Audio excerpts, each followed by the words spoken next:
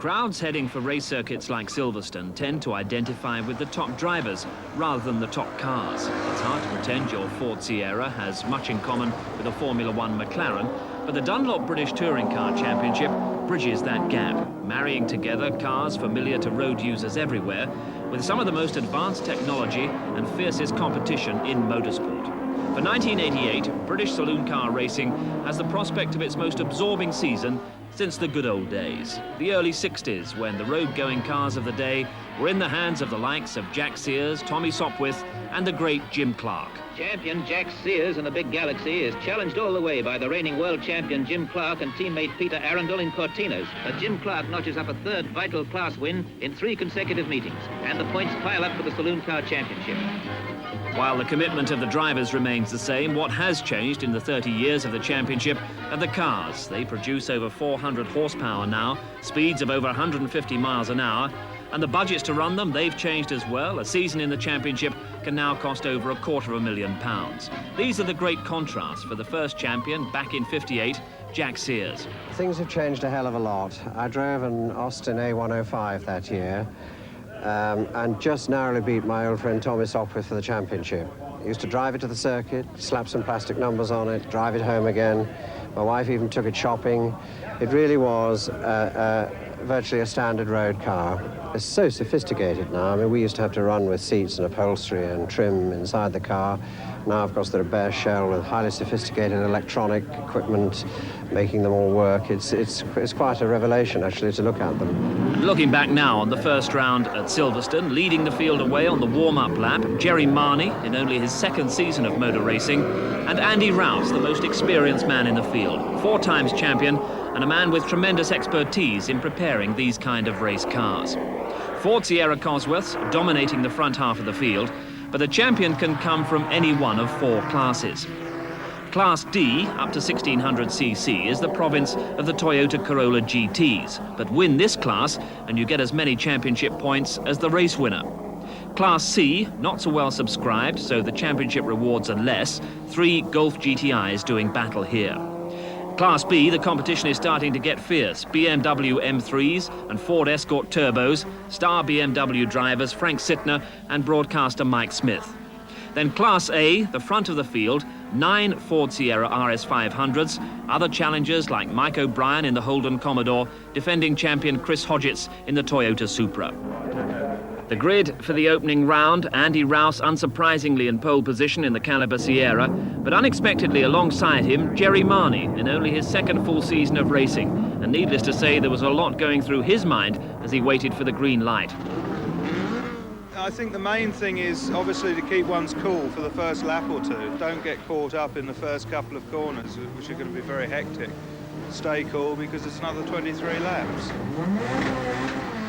And the start sees Marney coolly settling for second place as Andy Rouse powers off the line and is convincingly first into Copse Corner.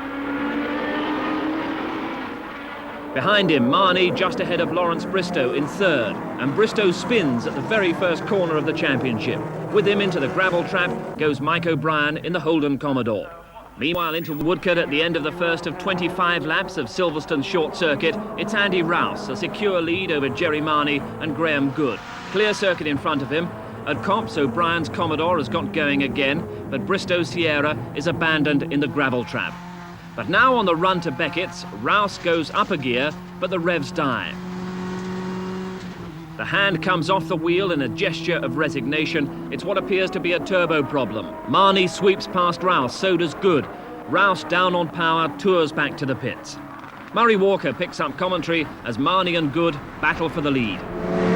Now this is Jerry Marney. We are with Jerry Marney, the new race leader. No, he's not. On the right there, Graham Good, number 15, passing him as they go underneath the bridge, down the straight, into Woodcote.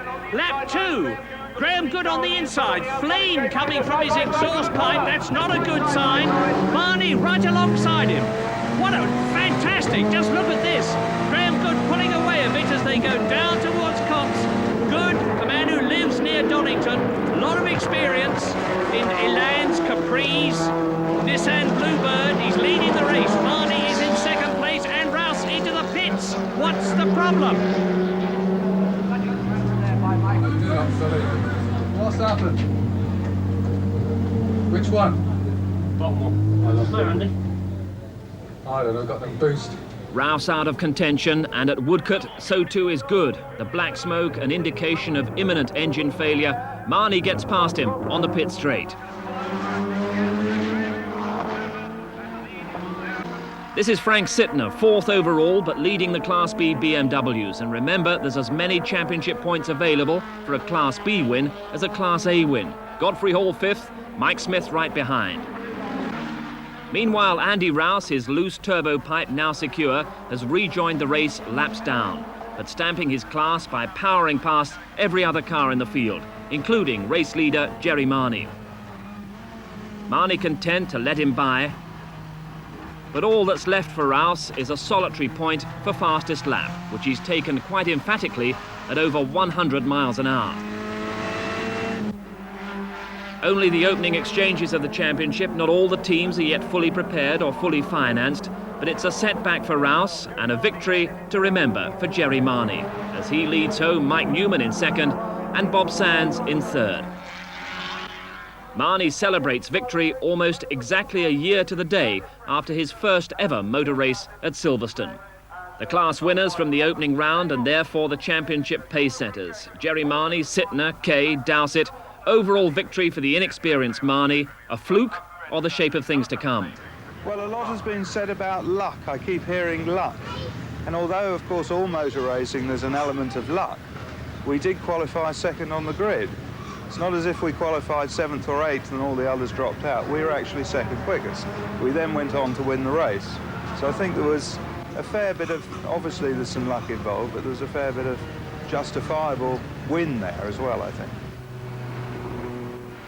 Alton Park, round 2, and all the promise was fulfilled for Andy Rouse in the Caliber Sierra Cosworth. This is lap 1, Rouse through Cascades, a perfect start and already a substantial lead. Rouse was heading for maximum points, but behind what was happening in Class B was equally important for the championship. With rain starting to fall, the BMW battle intense, as was the contest that covered 2nd to 5th place. 6 have turned into 4. 2 Fords and 2 BMWs fighting for 4th position, and with the lights on, that's Rouse leading. Jerry Marnie, 2nd place. But Rouse is ahead. 2 cars ahead is Andy Rouse. That's the gap between 2nd and 1st places. But into the pits comes Marnie. Marnie into the pits, trouble.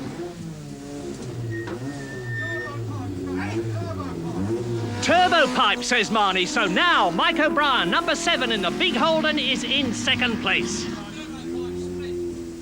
Turbo pipe split. What's he going to do? He's going to go out. Marnie's rejoining. He'll have a loss of power, but he gets out in 3rd position. So the tables turned between Marnie and Rouse. Rouse heading to victory, Marnie with the problems. All eyes now on who was going to win Class B. Frank Sittner here had taken maximum points at Silverstone. He was ahead at Alton Park, but pushed hard by Alan Minshaw.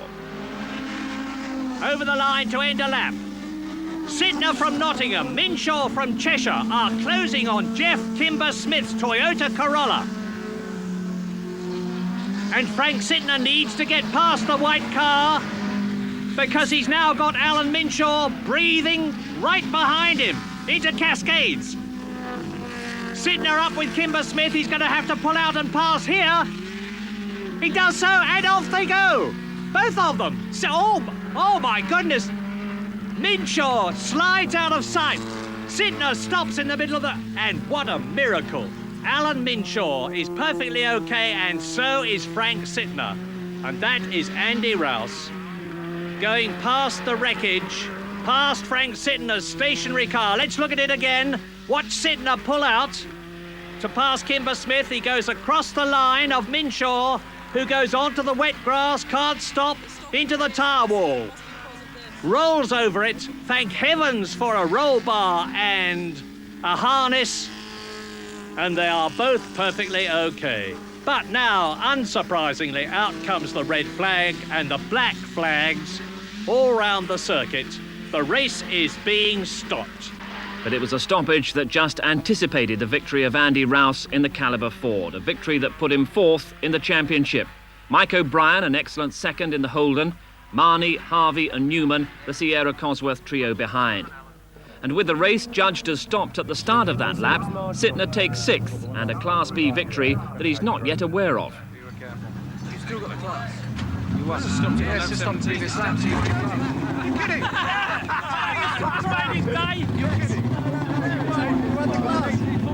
And here's the importance of that class win. It gives Sittner a share of the championship lead with Phil Dowsett, who once again won Class D in the Toyota Corolla. Marnie second and Andy Rouse third, but Rouse was facing a big challenge in the next round at Thruxton. He'd be up against Steve Soper from the World Championship winning Eggenberger team. It's going to be a hard one today, harder than we've had recently, that's for sure, in the British Championship. But it's going to require a little bit of tactics, I think. It's only a 17-lap race, but it was such a hard circuit on tyres. They run very, very hot. And really the trick's going to be to get the tyres to last the distance. Yes, tyres could be the key today because Soper's gone for a hard compound and Rouse a soft. And Soper leads the way to the starting grid. Andy Rouse behind him.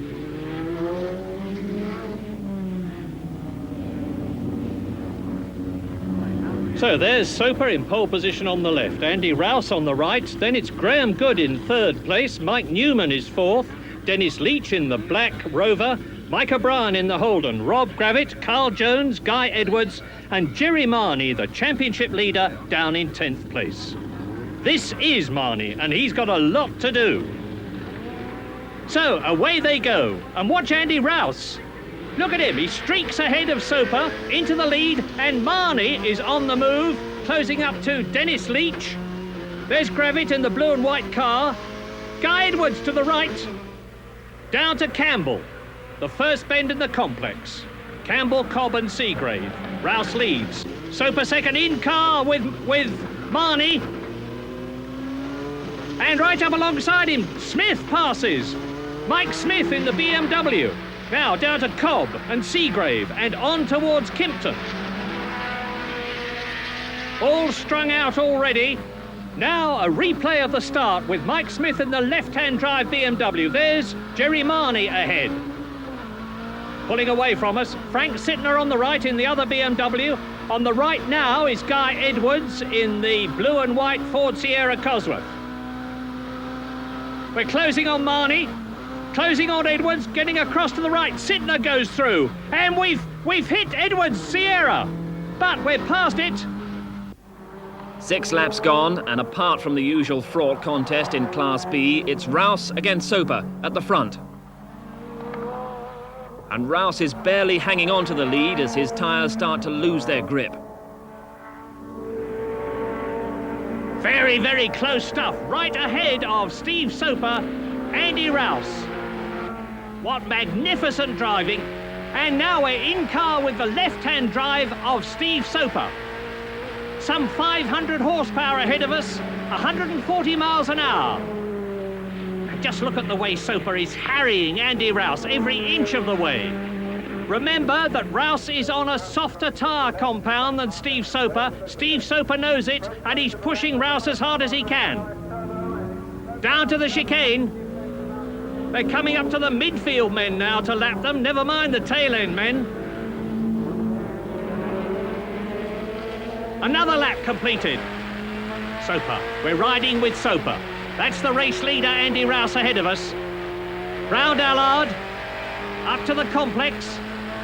Campbell, Cobb and Seagrave, the right, left, right. Stoper gets through on the inside. Andy Rouse will see that and he'll try and block him, and he does so. Goes straight across onto the curbing. That's okay. Out of Campbell. Got to lap somebody here. Up to Jeffries. VW Golf is the man they're lapping. Andy Rouse can see Steve Soper's car in his mirror, and Steve Soper can see Andy Rouse ahead of him. From Kimpton to Goodwood.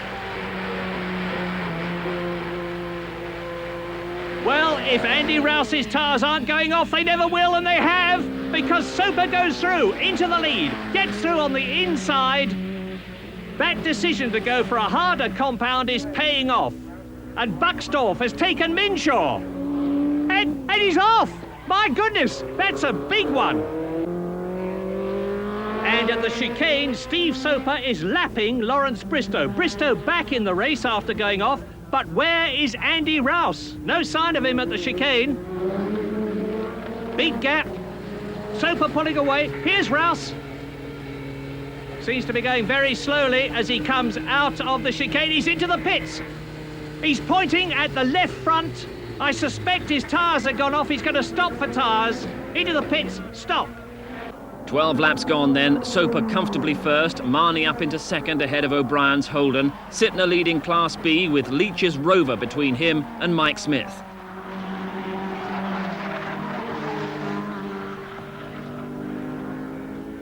Back in the race though, Andy Rouse on the kind of charge that we saw at Silverstone. He's rejoined in 8th position and already he's set a new lap record at over 104 miles an hour.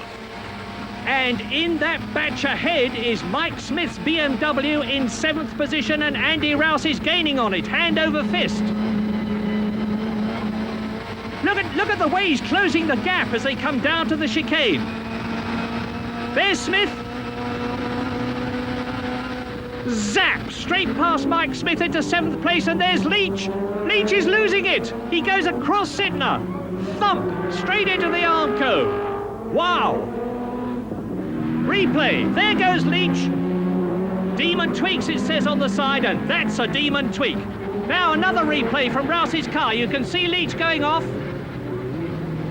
And Rouse has moved up a place, therefore. Andy Rouse, making his recovery, is now up into 6th position. Rouse charging. Phil Dowsett, joint championship leader, has also had his problems, exiting the pits as Soper streaks past, over 30 seconds in the lead.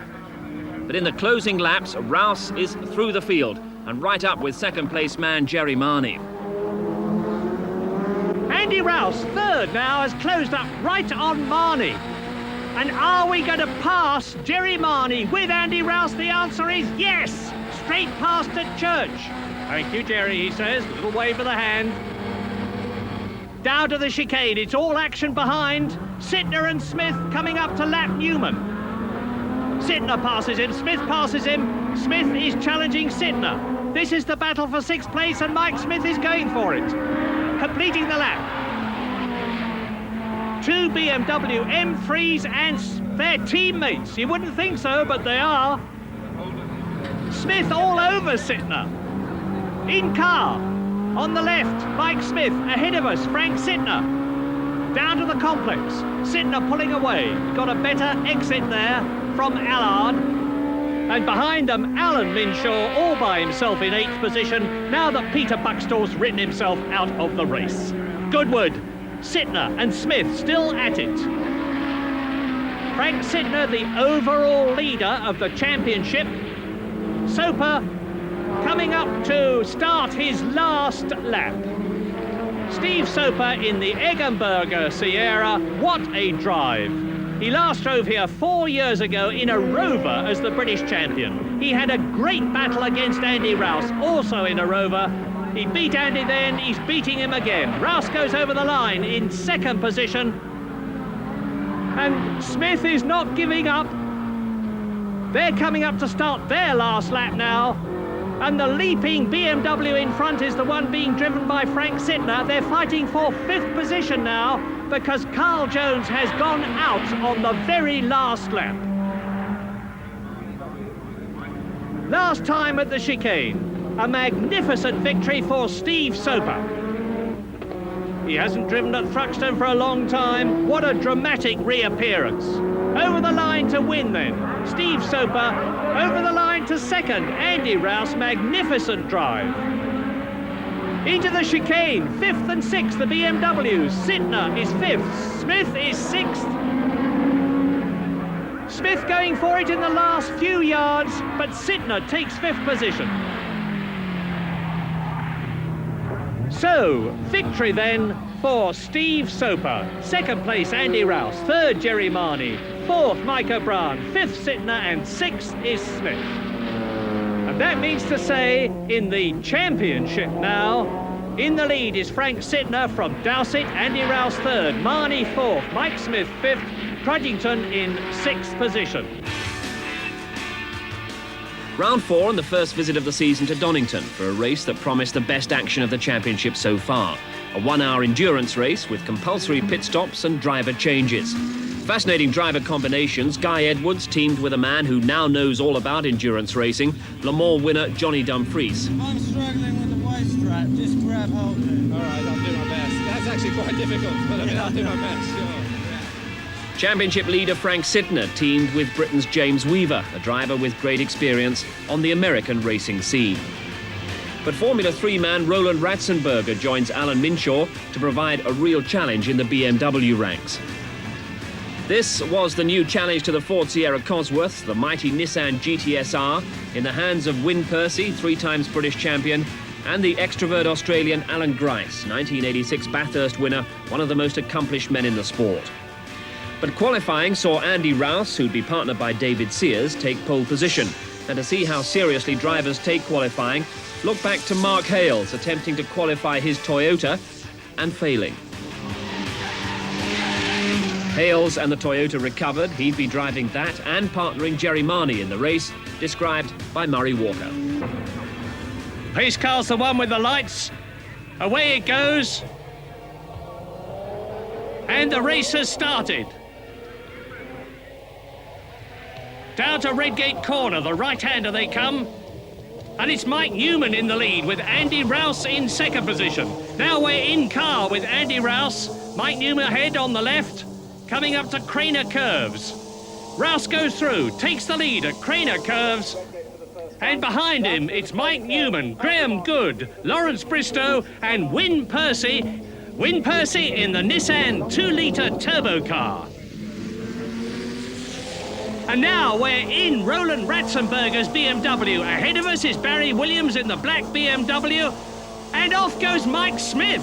Mike Smith in his BMW M3. Chasing now Dennis Leach, and looking back, there is Mike Smith bearing down on us. Number 32 in the BMW.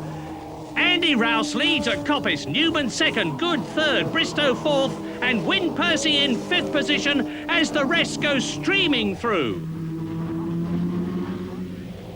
Now down to the chicane. Look at the lead that Andy Rouse has got, not very much.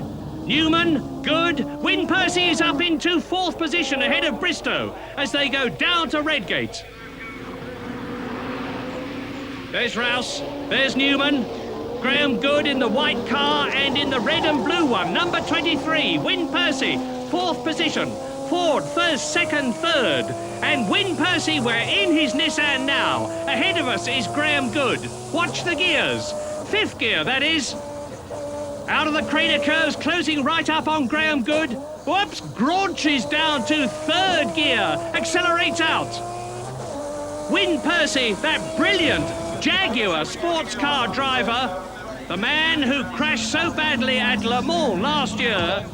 And that is Mike Newman, number 14 in second place. Graham Good has got Wyn Percy right behind him in the Nissan. The Nissan seems to have the legs, and now Ratzenberger goes past Dennis Leach.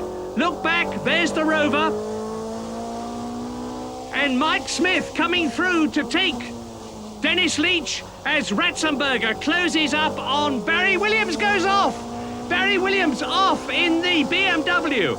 And now we go past Weaver into 10th position. James Weaver in the BMW drops back as Ratzenberger, the Austrian Formula 3 driver, gets away in Alan Minshaw's M3. Ratzenberger, Weaver, Smith, there's Dennis Leach into Redgate. And number 23 in car with Wyn Percy. Fifth gear, Graham Good still ahead of us. Oh, that sounds very rough indeed as Wyn Percy graunches the gear down to third. Out of it and up to fourth, underneath Starkey's Bridge. Move over, Graham Good. Wyn Percy gesticulating. And you can see that Percy is rubbing the boot lid almost of the Ford Sierra in front of him with the nose of his Nissan as they come up to the right-hander at Coppice. Now, can Win Percy do anything about Graham Good's Ford Sierra Cosworth in front of him as he comes out of Coppice down the long straight towards the chicane? Yes! Past and up into third position. Back into third gear. Into the chicane. So Percy is third. And ahead of us is Mike Newman in second place. So, Win Percy has demonstrated he can take one Ford Sierra Cosworth. Can he catch Mike Newman? Well, he's caught him. Right up to him at Redgate. That's the man in second place. And now Percy goes through into second place. Ford Sierra Cosworth leads Andy Rouse, and this car, the Nissan of Win Percy, is in second place, really going for it. And now, this is Ratzenberger's car. We're looking back at James Weaver in the BMW M3 behind. Coming up to Redgate, the right-hander. Weaver's closing up and going through, passing us. But look, number 44, that's Ratzenberger. Keeps the outside line and keeps the place. He holds 9th position. James Weaver behind us in 10th position. Tremendously close racing all round this Donington circuit. Coming up to the old hairpin. Ratzenberger in the orange BMW. Weaver in the white one, which he's sharing with Frank Sittner. And Tony Eaton goes off in the Toyota Corolla. Rejoins the circuit, doesn't lose a place. And Ratzenberger and Weaver are still at it, first and second in Class B.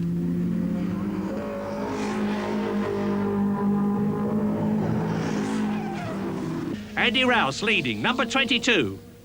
Win Percy second, number 23. Out of the chicane, down the straight. We're riding with Win Percy up into 5th gear. Now watching go down through the gears to Redgate. Straight back from 5th to 3rd. So it's Rouse ahead, leading. Percy second. Newman is in 3rd place. Graham Good is 4th. Lawrence Bristow is 5th. And Guy Edwards is in 6th position. Up to the old hairpin. And off onto the grass goes Jeff Kimber-Smith's Toyota Corolla. There it is. Straight past it we go. Andy Rouse ahead. Watch him get through these two men. Pass one to the right, pass the other to the left. And Win Percy closes right up. Down into 3rd gear. Out of McLean's. Up towards Coppice. And here are the first two. There's hardly anything between the Ford and the Nissan now.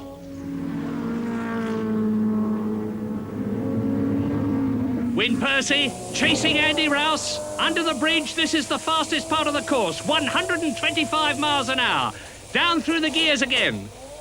Up into 2nd for the chicane. Right, left, Rouse. Percy.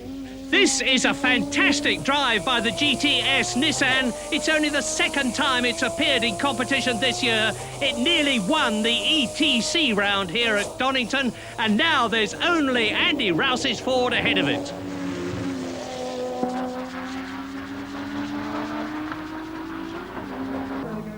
This is the old hairpin. And Andy Rouse is fighting for his life and first place now, because Win Percy is swarming all over the rear of the Ford Cosworth. We're travelling with Win Percy and the Nissan. Ahead of us is Andy Rouse, the race leader. Out of McLean's, look how close it is, up to Coppice. Now, this is Win Percy's chance. He's in an ideal position to slingshot his way through into the lead. Coming right up alongside the Ford Sierra Cosworth of Andy Rouse. Under the bridge, Rouse pulls away. There's more horsepower with the Ford than there is with the Nissan there. Down into the chicane, and Win Percy's going through. He takes the lead. Win Percy leads. He's got a clear track ahead of him, and he has just broken the lap record. 94.4 miles an hour. Percy leads, Rouse second, Newman third. Bristow has gone up into 4th position. Good has gone down to 5th place, and Guy Edwards is 6th. Redgate, Percy, and now the chicane. Carl Jones, Ratzenberger, and Weaver. We're with Ratzenberger now. Ahead of us is Carl Jones. Passing Kevin Eaton's Toyota on the left there as they go into the right-hander at Redgate. Well, Jones is through. Now Ratzenberger with the left-hand drive BMW is through. on to the old hairpin. 6 cars approach it, and 3 of them are lapping the other 3. Just look at this. Ratzenberger and Weaver are past Jones. Look back from Ratzenberger's car. That's Weaver behind in 9th position. Up now to McLean's. Ratzenberger is 8th. Weaver in the white BMW is 9th. And they're both coming up to lap Tony Crudgington's Toyota Corolla at Coppice. They do so. Through they go. Ratzenberger first, then Weaver. And onto the chicane. Andy Rouse is back with Wyn Percy, battling for the lead. Down to Redgate. Percy on the inside, Rouse on the outside. Percy holds the first position. Rouse ducks out and gets past. Rouse in the Sierra leads Percy in the Nissan. They're coming up now to lap Graham Hathaway's car again. And Rouse is boxed in. Percy gets through, straight through the middle. What a fantastic bit of driving. Wyn Percy has regained the lead in the Nissan. Now, can Andy Rouse get past the Nissan again? He's done it once. Can he do it a second time? They come up to McLean's, on towards Coppice, and in front of them, Tony Crudgington's Toyota Corolla. Percy is through. Percy's past Crudgington. Now Rouse has got to get past him, and he does so. Up to the fastest part of the course again. Andy Rouse is catching the Nissan. He's going to take him. He's back in the lead. Andy Rouse takes the lead again in the Ford Sierra Cosworth through the chicane. Percy's dropping back. He's going into the pits. This is where Wyn Percy is changing drivers and Alan Grice is going to take over. So Mike Newman there is now second. And there's Wyn Percy out of the car. Alan Grice is in it. Slams the door. And at Redgate, Lawrence Bristow, number 19, is in 3rd place as Alan Grice exits in 5th place. And that's Graham Good in the pits. He was 5th. Guy Edwards comes in. He's going to hand over to Johnny Dumfries, the ex-Grand Prix driver. Helping him with the belts. Changing the wheels. Dumfries is going to go out. Guy Edwards has completed his stint.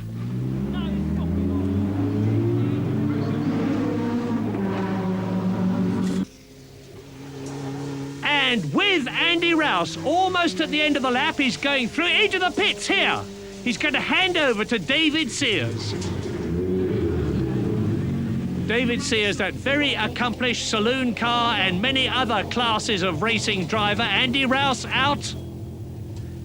David Sears in, putting on the safety belts, and you can hear the pneumatic wrenches battering away at the wheel nuts.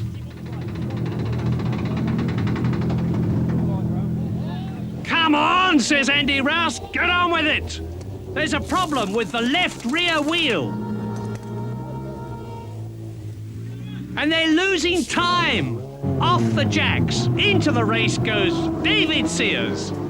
At this point, exit the BMW of Ratzenberger and Minshaw, so Frank Sittner once again led Class B. But at the front of the field, with just a handful of laps left, David Sears in the Rouse Caliber Sierra was closing on the leader Alan Grice. The Nissan had big tyre problems.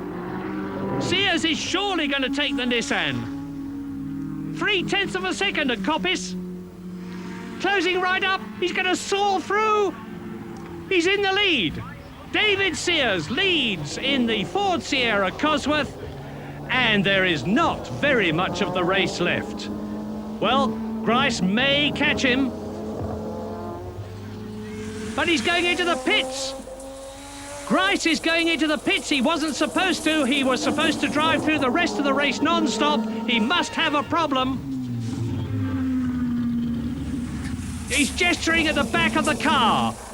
Left rear tyre seems to be the problem. They're changing it. So it's Sears leading, Harvey second, Dumfries is in 3rd place, Speak is in 4th place. Grice exits, he's in 5th place. Driving with Alan Grice, rejoining the circuit just before Redgate. Well, he's got Robert Speak in front of him. He may, in the distance that's left, be able to catch him and take 4th place. There's Speak. There is Grice. Well, he certainly can take 4th place because Speak is the car ahead. We're with Alan Grice, the Australian. And woof, straight past the Cosworth.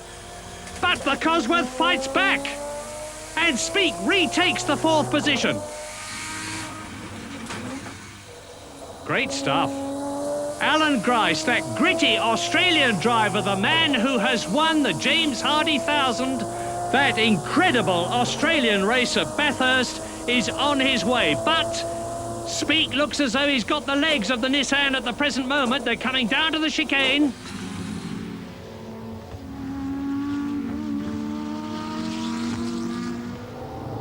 And Grice is closing right up on the Cosworth now. He may well take him at Redgate. It depends on the line that Speak takes. He's going wide. Grice goes through on the inside. Does he? Yes, he does. He's taken the place. Grice moves up into 4th position. And at McLean's, David Sears, sharing the car with Andy Rouse, has now got a commanding lead. And behind Sears, there is Tim Harvey lapping Frank Sittner's BMW, number 33, and Sittner is leading Class B. The end of the last lap, and David Sears has almost done it. And now he has victory with Andy Rouse in the Ford, but just 4 seconds ahead of Tim Harvey with Lawrence Bristow in 2nd place.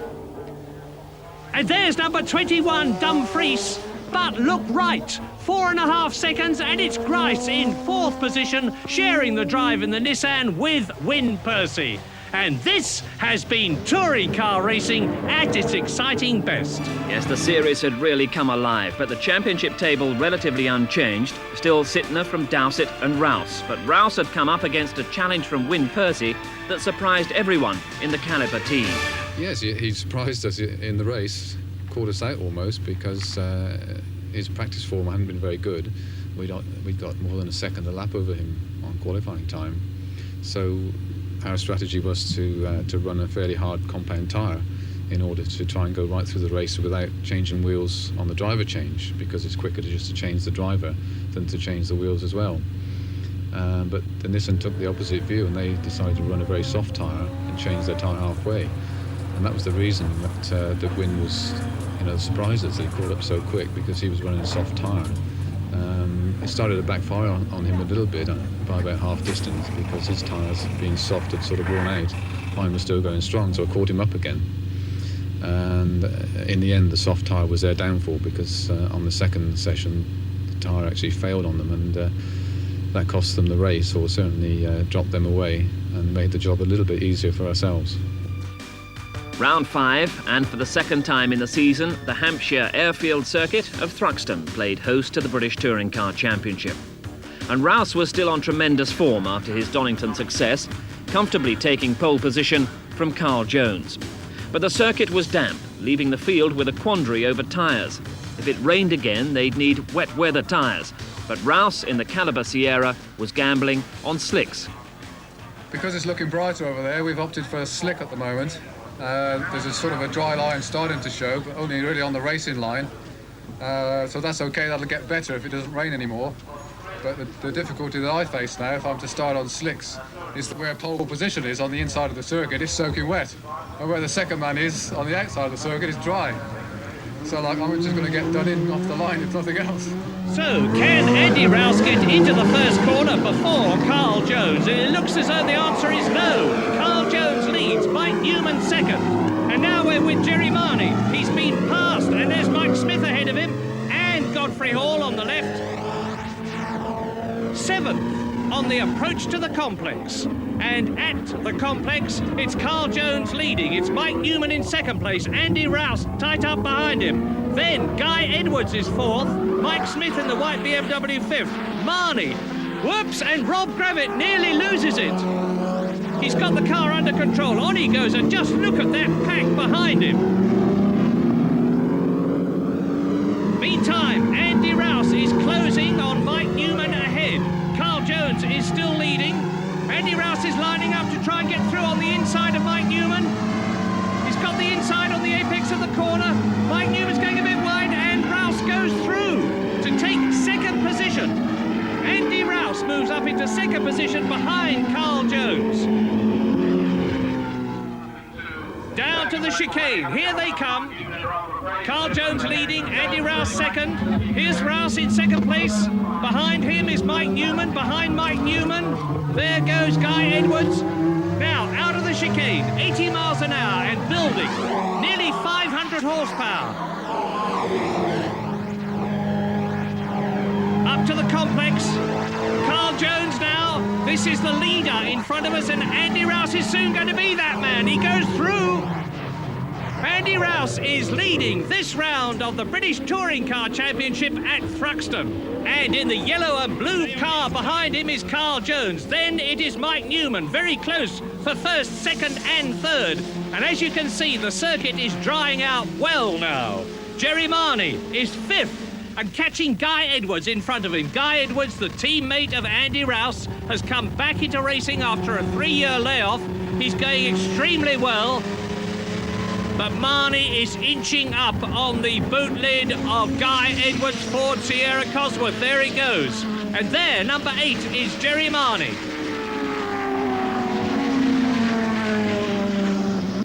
And round with the B-class leader, number 32, Mike Smith. And yes, it is the Mike Smith. Very impressively leading Class B for the up to 3-litre cars. Now out of Seagrave, down to the left-hander at Noble, Andy Rouse. There he goes, the man who's won 2 of the 4 previous rounds. Carl Jones, a magnificent second. Mike Newman, look for him, is in third place. Look for Guy Edwards, there he is. And right up behind Guy Edwards now is Jerry Marnie, as down to the chicane they come. Rouse has gone through. This is the battle for second. Carl Jones and Mike Newman. Jones, who comes from Lampton. Mike Newman, who comes from Blackburn. And then it's Edwards and Marnie is challenging Edwards as they go into the chicane, and he pushes him off. Marnie rams Guy Edwards, who spins to a standstill. And there's at least 10 cars streaming through, and Guy Edwards has got to sit there until the circuit is clear. He must be fuming. 2 abreast into the Thruxton chicane. There was always bound to be one casualty. Sadly, it was Guy Edwards in the second caliber Ford.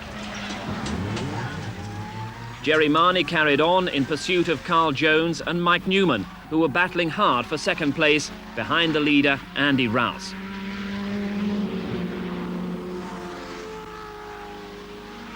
Meanwhile, we had Mike Smith leading Class B ahead of the championship leader, Frank Sittner. In the red BMW, Alan Minshaw's car, Roland Ratzenberger.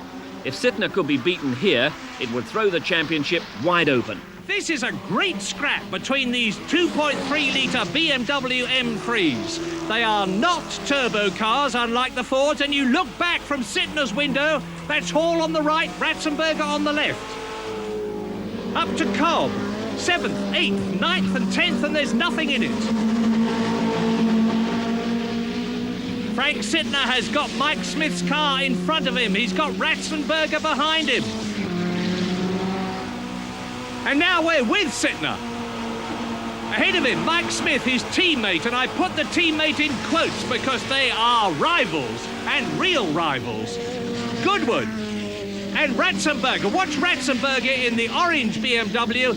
This man with an enormous amount of experience in the official Schnitzer German BMW team is right up with Sittner. Look back, and there he is, Roland Ratzenberger. And yes, that is his real name. Coming down to the chicane. Smith is being caught by Sittner. Sittner passes Smith. Ratzenberger is following him through, or is he? No, at the present moment, it's Sittner, Smith, Ratzenberger, Hall, and Chris Hodgetts in the red Toyota is catching the BMWs in front of him. There are the BMWs. And there in the background is Chris Hodgetts' 3-litre Toyota Supra. Ratzenberger is going through and taking Smith on the outside. What an incredible bit of driving, and he does it. Look back from Sittner again, and there is Roland Ratzenberger past Smith into 8th position. Campbell, Cobb, and now Tim Harvey and Dennis Leach are joining in the white Ford and in the black and red Rover. And Smith is in trouble. Mike Smith is in trouble. He's been passed by 1, 2, 3, 4 cars. I don't know what the problem is. On to Goodwood then. And Ratzenberger in the orange BMW is going for 7th place, trying to take Frank Sittner, drifting very wide in the process. And now the long, hard, fast drag down to the chicane. And Ratzenberger is in an ideal position to pass Frank Sittner on braking at the chicane if he can get just a little bit closer. They're coming up to a car in front of them. It's Lionel Whiffin's Ford Escort, and Ratzenberger looks as though he's going through. But Sittner's got the inside line, but Whiffin is in front of Sittner and Ratzenberger passes. And Chris Hodgetts has moved up a place in the Toyota. Chris Hodgetts is going to take Frank Sittner. And now he's going to take Ratzenberger. What a... Ratzenberger holds the place. Hodgetts is behind him. Tim Harvey has gone through, and Godfrey Hall, and Dennis Leach. And Sittner has lost several places there. An incredible bit of passing. Up to Campbell. Ratzenberger 7th, absolutely superb. Then Hodgetts, Harvey, Hall ahead of Sittner. Leach and Gravett, a Toyota, Fords, BMWs and a Rover. And Frank Sittner, leading the overall championship, is sliding down through the field. So a championship boost for Andy Rouse. Sittner wouldn't recover, and Rouse was turning in another impeccable drive to victory. But the excitement of the race was by no means over. And now, coming up to the start of the last lap, nose to tail for 3rd and 4th, Newman 14 and Marnie number 8. Ahead of them, Andy Rouse the leader, Carl Jones is 2nd. Over the line goes this titanic battle for 3rd place between the 2 Ford drivers. Raoul Dallard up to the complex. Andy Rouse leading. He's got the race in his pocket, provided he just keeps going this last half lap. And now Mike Newman is catching Jones. There's Jones 2nd, Newman 3rd, Marnie 4th. This is the last half lap. It's going to be anybody's race for 2nd, 3rd and 4th places in car with Marnie. Last lap, now or never. Can he get past Mike Newman? Well, he doesn't do it there. Put hard in it, and Mike Newman's Ford fishtailing under the power. Exit Goodwood. Exit Church. Now the run down to the chicane. This is Marnie's chance. He's got greater momentum. It's still Carl Jones in 2nd place. Round Brooklands, the left-hander, past the hangers on the left, and Marnie is right on the boot lid of Newman. He's going for 3rd place. He's squeezing through on the outside. He's got the line, and as Andy Rouse crosses the line to win, it is Carl Jones 2nd, just ahead of Jerry Marnie, who is just ahead of Mike Newman. But Marnie's losing it. Oh, masterly recovering. He just crosses the line ahead of Mike Newman to finish in 3rd position. So, another superb win by Andy Rouse to close within 6 points of Frank Sittner for overall championship lead. Carl Jones, a highest ever 2nd. Jerry Marnie, a fighting 3rd. Mike Newman, 4th. In another great Dunlop British Championship race. Worth looking again at the supreme effort Jerry Marnie put in to take 3rd from Mike Newman. The risky outside line into the chicane, but he holds the position, although the track is now wet. Wheeling right and left, which means that on the exit, he almost loses it into the pit barrier. But somehow crosses the line half a length ahead of Mike Newman, who powers his way past, but too late. The championship still led by Frank Sittner, who was 13th overall, but still picked up points for 3rd in class. Sittner 5 points clear of the Class D winner Phil Dowsett, but Andy Rouse in the Caliber Ford is closing in. Rouse, the race winner, once again. The championship was then set for 2 rounds on the Grand Prix circuit at Silverstone, in the first of which Rob Gravett headed Andy Rouse in the opening laps. Gravitt in a Rouse-prepared car, but the Caliber man, making up for a poor start, was just biding his time before taking the lead, which he duly did at Woodcote, before heading on to his third successive race win and his fourth victory in 6 rounds.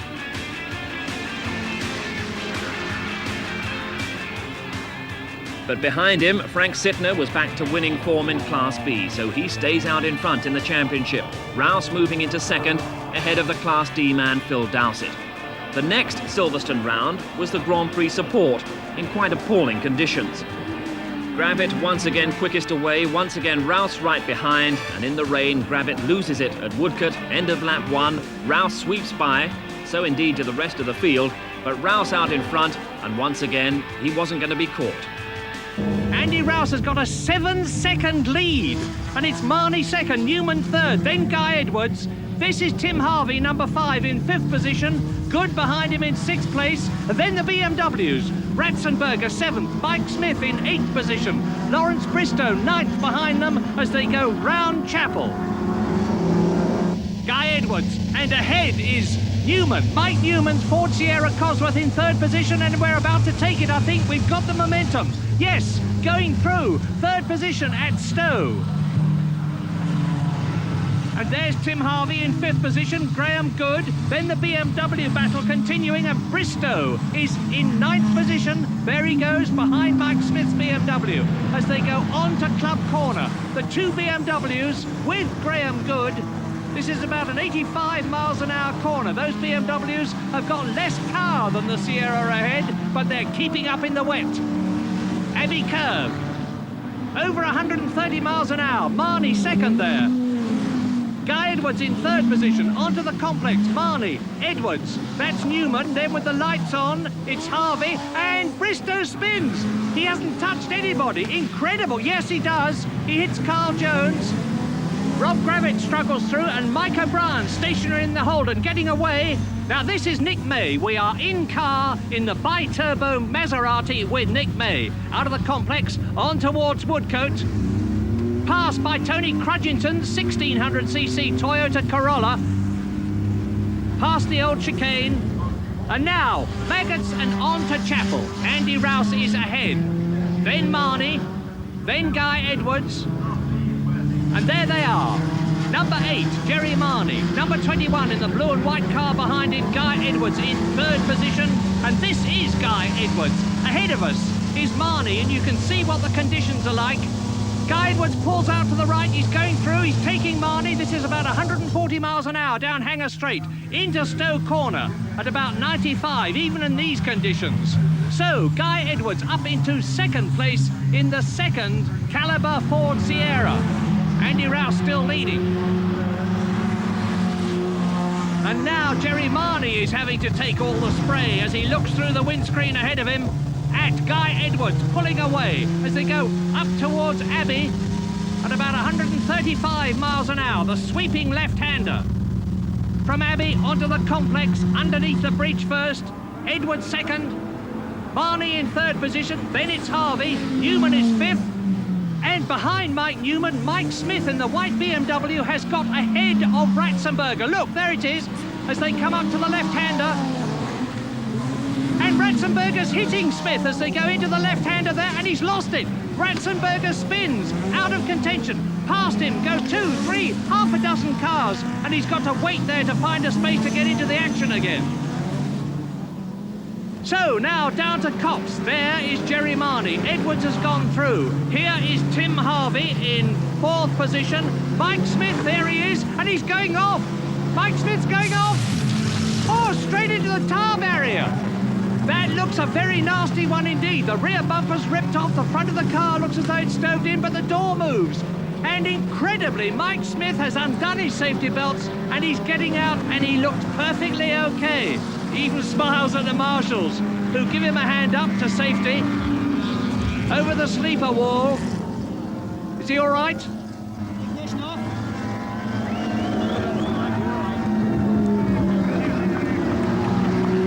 What happened, mate? You saw it, didn't you? Can you come down the bank? Huh? And here it is again, full right lock, and Mike Smith ploughs straight on into the tyre wall at about 90 miles an hour. Nearly took our cameraman with him too. It's Rouse into his last lap. It's been a perfect race, including a fastest lap at 95.6 miles an hour in today's conditions. A quite incredible achievement. Andy Rouse is going to make it 5 wins in 7 races into the last lap. Less than 3 miles now between him and that very, very welcome checkered flag for victory. The complex. Bristow is right up with Marnie.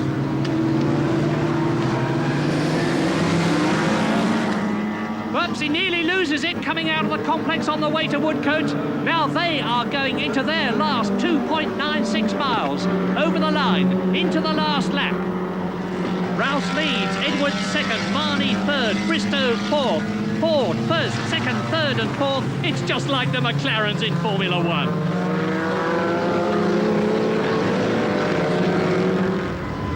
And they're closing up now on Graham Hathaway's yellow Sierra. Graham Hathaway, the ex-rallycross champion, lapped by both Marnie and Bristow as they go into Beckett's for the last time. There's about 2/3 of a lap left now for Marnie to stay in front or for Bristow to get past. Which is he going to be? Well, there's Guy Edwards, second. It's his highest place since his comeback. And there are the VWs fighting each other as down to Stowe for the last time. Marnie comes through, Bristow behind him. And Marnie's drifting wide, Bristow's going through on the inside. Right in the last knockings of the race, Bristow goes through and up into 3rd place, and this is what Jerry Marnie sees through his windscreen. As Andy Rouse comes out of the complex, he is almost home to see that checkered flag and win round 7 of the Dunlop British Touring Car Championship of 1988. He does it, and Shed goes off as Marnie chases Bristow. Bristow is going to come through in 3rd position. Guy Edwards has finished 2nd. And sure enough, it's Lawrence Bristow 3rd and Jerry Marnie in 4th position as a jubilant Andrew Jeffrey takes his first ever class win in the VW. Bristow going through, Marnie with his lights ablaze. So a dominant win for Andy Rouse. An excellent 2nd for Guy Edwards, Bristow 3rd and Jerry Marnie 4th. 8th place there for Frank Sittner, and the all-important class win that preserves his championship lead at the end of a race that favoured the cautious more than the brave.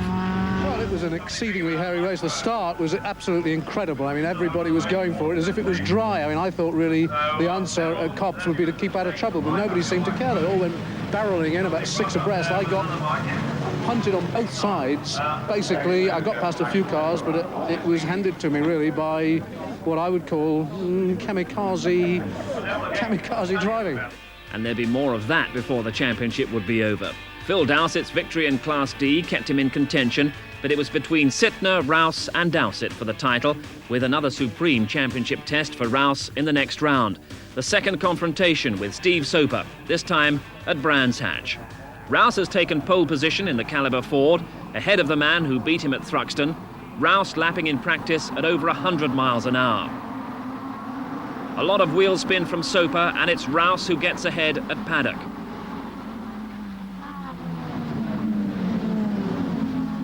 Up to Druids, first time. Rouse, Soper, then Carl Jones, then Sittner, who'd qualified an excellent 4th. Already, Rouse and Soper are setting off on what will be a private but very intense battle. Behind them, Mike Smith gives Graham Good a nudge. Off goes Good. But ahead, it's definitely Rouse versus Soper. We rejoin it, end of lap 2. Here's Rouse and Soper going into Paddock Bend as they come out of the Brabham Straight. 110 miles an hour. Into the dip, up Halewood Rise. Into Druids at about 55 miles an hour, and look at the gap between them and the 3rd place man. Down to Graham Hill Bend. Rouse leading, and Soper's going through. Soper goes through into the lead. And Steve Soper beat Andy Rouse at Thruxton. Is he going to do it again? It's only the 2nd time he's raced against him this year. Now in car with Andy Rouse. Soper's really tried. You see the way the rear end stepped out there.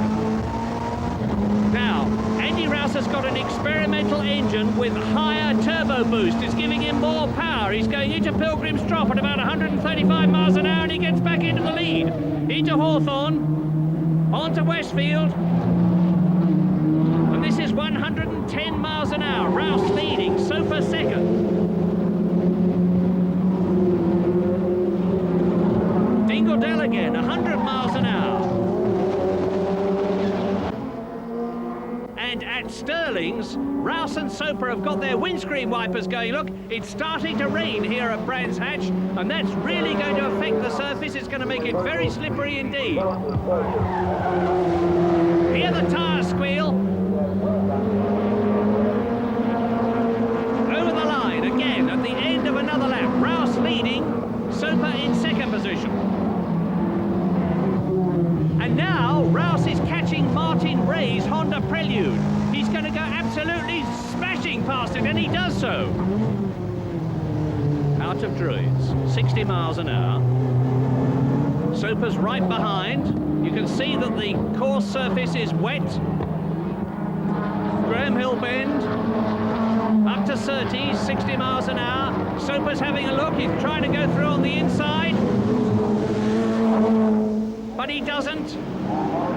And now on to Pilgrim's Drop, building up to 145 miles an hour as they approach Hawthorne's, the right-hander. Take that at about 120. Magnificently matched on performance, the drivers and the cars. You can see the rain coming down. To Westfield, to Dingledell. Onto the curve goes Rouse, right, left. Soper's having another look. Steve Soper's forcing Andy Rouse all the time. Andy Rouse has got to keep his cool, or Soper's going to be through and into the lead as they come through round Clearways, round Clark Curve to complete another lap. 130 miles an hour even in this weather, and the rain is absolutely belting down now as Soper tries to go through on the inside as they approach Paddock.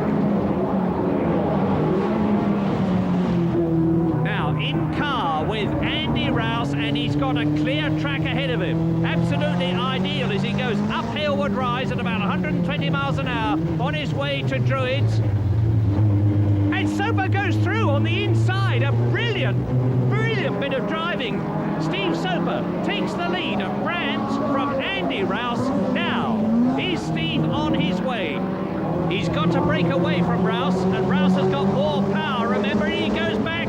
Andy Rouse retakes the lead at Surtees. So, Steve Soper was not in front for very long.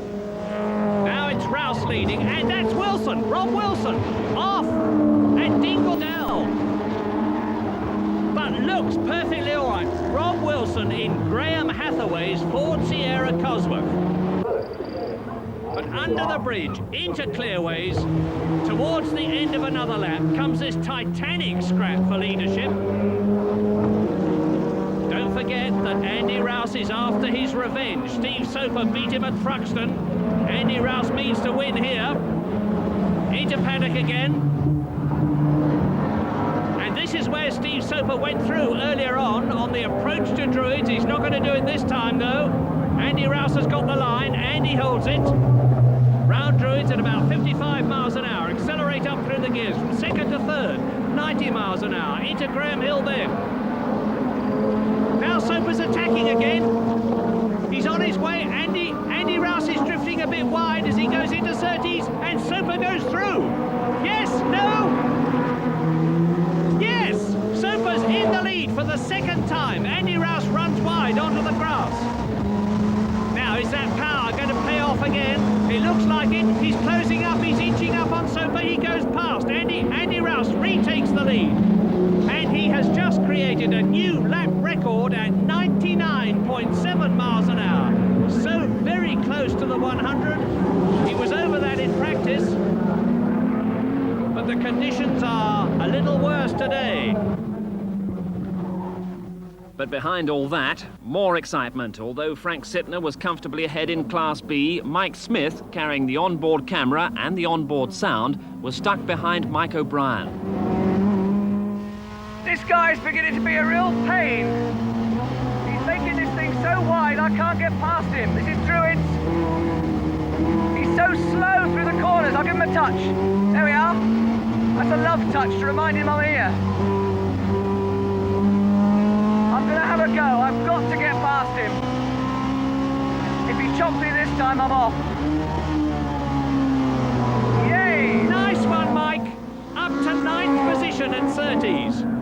And that's Dennis Leach in the big Rover. He's about to be lapped by Soper there in 2nd position and Rouse ahead of him. The big red and black 3.5 litre V8 Rover of Dennis Leach bounces over the curbs at Dingle-Dell, and Andy Rouse goes through. And attached to his rear bumper, it's Steve Soper. And we're about to start the last lap. If Steve Soper has got anything in reserve, now is the time he has got to produce it, because they are coming out of Clark Curve, over the line. Lap 20, this is the last lap. And Andy Rouse has got the lead, which he has had for most of the race, but he has lost it to Steve Soper. Steve Soper's dropping back a bit as they go up to Druids. These two are nearly half a minute ahead of Guy Edwards, who is in 3rd position. Out of Druids, down to Graham Hill Bend. Surtees was where Soper took the lead before, and they're coming up to Surtees now. And Rouse is going wide. Soper's going through again. They're rubbing door handles. And Soper forces Rouse wide. But again, this is where the power of Andy Rouse's Ford Sierra Cosworth with its extra boost could count, and it does count. Andy Rouse retakes the lead halfway round the last lap. And surely he must keep it now. Lap record holder Andy Rouse, nearly 100 miles an hour, is on his way to Dingle-Dell. He's through Dingle-Dell. He's into Stirling's. This is going to be, or is it? Look at the way Soper's pressing in the closing stages of the last lap. Is this going to be Andy Rouse's revenge for the victory that Soper had over him at Thruxton? It looks like it. They're coming up to the checkered flag. And yes, Andy Rouse wins and gets his revenge. And a jubilant Andy Rouse punches the air with joy. A marvellous win then for Andy Rouse, and a new lap record, with Steve Soper 2nd, Guy Edwards 3rd, Lawrence Bristow 4th, Jerry Marnie 5th and Carl Jones 6th, all of them in the all-conquering Ford Sierra Cosworth RS 500. But Frank Sittner, placed 7th overall, had once again won Class B with a record lap, so a 5-point gap over race winner Rouse, who'd produced perhaps the performance of the season to beat his old rival Steve Soper. It's been an interesting challenge for sure, and one that we relish really, because the Eggenberger team are the official Ford factory-backed team. They're financed by Ford Motor Company, and they've got Ford engineers behind them. So, you know, a big challenge for us as a private team to race against the works team and beat them. Steve's raced mainly in Europe, whereas I've sort of concentrated on England a little bit. So we've not come together to race against each other very much, particularly in latter years. A little bit like Cram and Co. You know, they're never together at the same time. And so when we have raced against each other, of course, it's always been a good race, because there's never very much to choose between the performance of Steve's car and mine, and you know, the driver ability is probably on pretty much of a level. So always guaranteed some fireworks when we get together.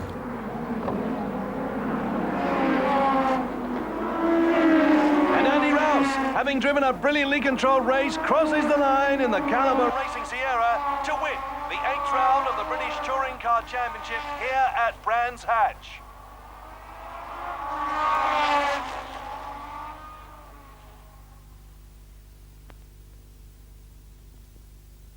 All Caliber front row for the next round at Snetterton. No Steve Soper here, so Rouse on pole from Guy Edwards.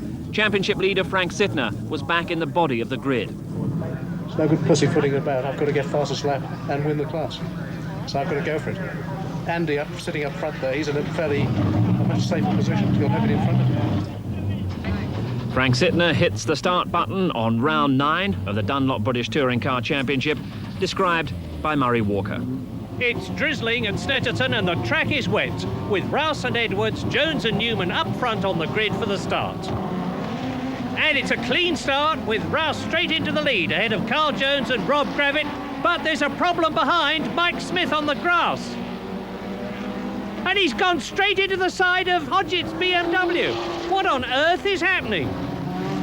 Well, Hodgetts is starting in the background there, getting going again in his car. Mike Smith is on his way, but he's spun. Mike Smith spins at the very first corner. Fighting his way back on, and the tyre is rubbing on the wheel arch. Well, as Mike Smith gets away, let's look at it again and see if we can see what happened. There he is in the white car, passing Graham Hathaway's Sierra on the grass. Mike Smith comes back onto the track in front of Hathaway, who moves to the right, and Mike Smith suddenly turns hard right, straight into the orange BMW of poor Chris Hodgetts. And already the yellow flags are out as Hodgetts tries to work out what on earth has happened. And at the end of the first lap, Andy Rouse there leading. Jones second, Edwards third, Rob Gravitt is fourth, and Jerry Marnie is up from ninth on the grid. Chris Hodgetts, he's come straight from driving for 10 hours in the Spa 24-hour race. What a return. And that's Mike Smith limping home. His rear tyre isn't going to last very much longer. He's obviously coming into the pits to change it. And at Riches, Rouse is there. Edwards is up to second ahead of Carl Jones, number 16.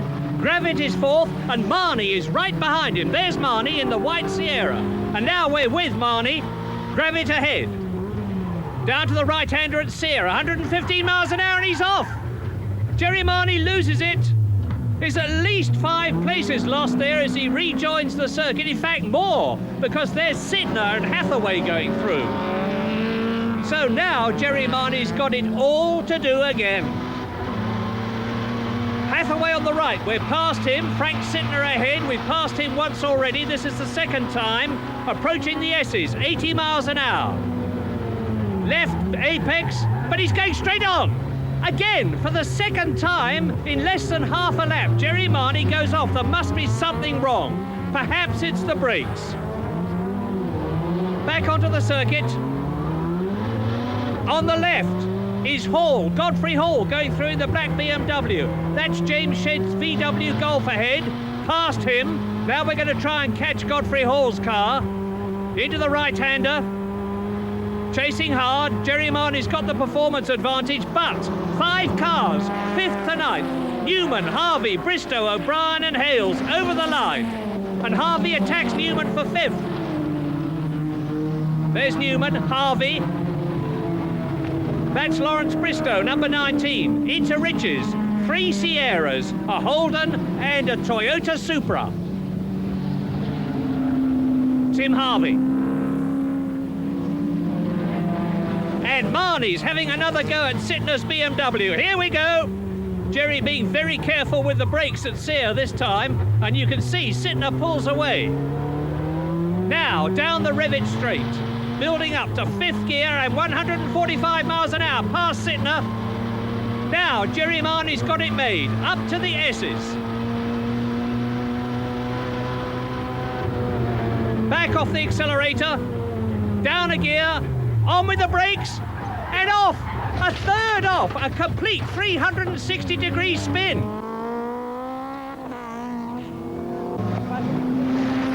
Another lap completed.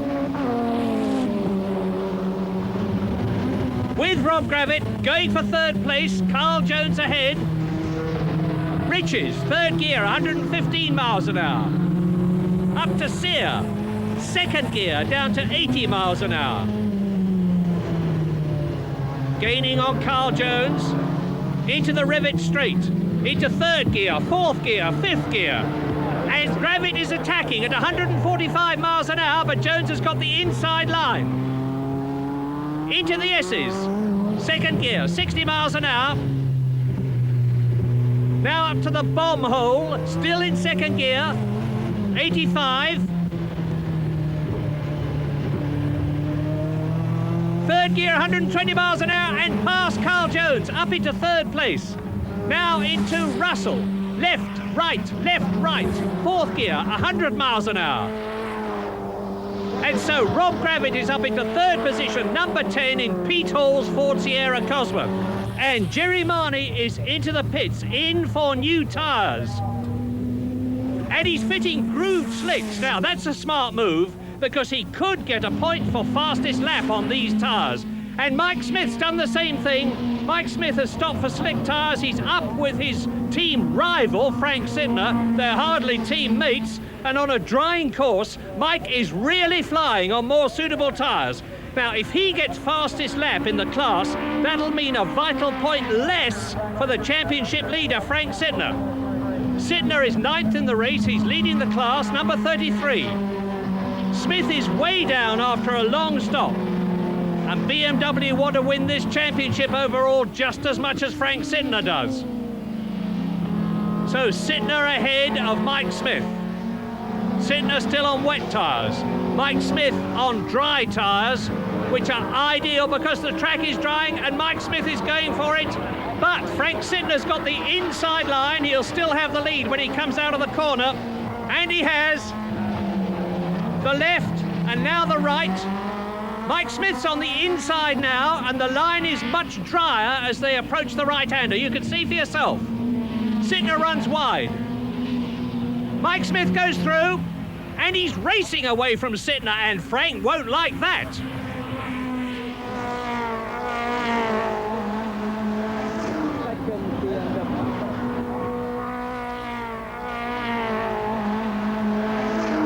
But up front, Guy Edwards in second place is almost with the leader, Andy Rouse, as they come through to complete the lap. There is Edwards second. And here is Rouse leading. You see Edwards in the background. Rouse on his way to his 7th victory in 9 races, but he's still second to Frank Sidner in the championship. And he mustn't hang about because Guy Edwards there is just 2 seconds behind him now. Guy Edwards making a terrific effort in the closing stages of the race. Into the S's goes Andy Rouse. And there's a squeal of tyres. Edwards is off. Rob Gravitt through into second place. And there's Bristow going up into third, and Jerry Marnie has done it. Jerry Marnie on his slick tyres has done a new lap record at 97 miles an hour, and there he is. And Mike Smith behind him, a new B-lap record at 95 miles an hour, and Frank certainly won't like that. And Bristow's off, but Edwards hits the tyres. Bristow looks all right. He's got the door open. He's going to get out in a minute, I hope, while the marshals are waving the flags frantically and the debris is on the track. And as Marnie and Smith thread their way through, Rouse comes home to win another easy one. But this time, no point for fastest lap. But it was another dominant performance by Rouse-prepared cars. They would have taken the first 4 places had it not been for Mike O'Brien's Holden putting Lawrence Bristow into the barrier on the final lap. O'Brien here was deemed the guilty party and was later fined by the stewards and excluded from the results. Results that showed once again the unchallenged position of Ford Sierra Cosworths in Class A. Ford's, in fact, taking the first 8 places. But it was Class B that produced the debate and dispute at Snetterton. The bent BMW of Chris Hodgetts, damage incurred in that start line accident with Mike Smith. Here's Mike's version of what happened. Chris Hodgetts did what he meant to do, and that was take out one of us. He took me out on the start line. That's what the fracas was. He just drove into me, wrecked his own race. I don't think he did. I don't think Smithy said that. The television will, I think, prove him wrong. Had a very good start and was in front of the other Class B runners. Then the next thing I knew, Smithy was heading left to right across the circuit, and inevitable contact. Just a motor racing accident, I think. Well, that's one topic of discussion. The other is the drivers who had the chance to switch to slicks and claim points for fastest laps, notably Mike Smith again, who took a valuable point from his teammate, championship leader Frank Sidner. Frank is not going to be talking to me now to get the fastest lap. His blood pressure. Come and hold my hand, boys. I need your help. And here comes Mike Smith's ProDrive teammate now. Frank Sidner, class winner, but not a great time to ask him how the afternoon had gone. All right for me, but it looks like somebody stopped and put slicks on and got fastest lap, which has ruined it for us in the championship, or makes it very difficult. Oh dear. Just hoping it's not one of my teammates. I see. What makes you think this, Frank? Because I was conserving tyres throughout the race. No, what are you talking about? What about the time? Who was that? Who did the time? Who put the tyres on the car? Another family affair for Mike Smith to sort out, and it may be the toughest yet. Rouse gets closer, second place behind Sittner, just 5 points adrift, Dowsett third. In the next round at Brands Hatch, Andy Rouse, with no challenge from an absent Steve Soper, was straight into the lead and stayed there. Down the field, Guy Edwards in the Caliber Camera car, but behind him Ratzenberger was ahead of the championship leader Sittner. Rouse had to hope the Austrian could stay there. Cameras on board with Edwards, Marnie and third place man Tim Harvey. Rouse leads, Jones second, Tim Harvey up behind him, then Marnie in fourth position. In car with Tim Harvey. Jones in second place is ahead. Carl Jones, the Welshman, in the Richard Asquith Ford Sierra Cosworth, is going beautifully. Round the left-hander. Goes past, and straight past Jones goes Tim Harvey up into second place. But look at this.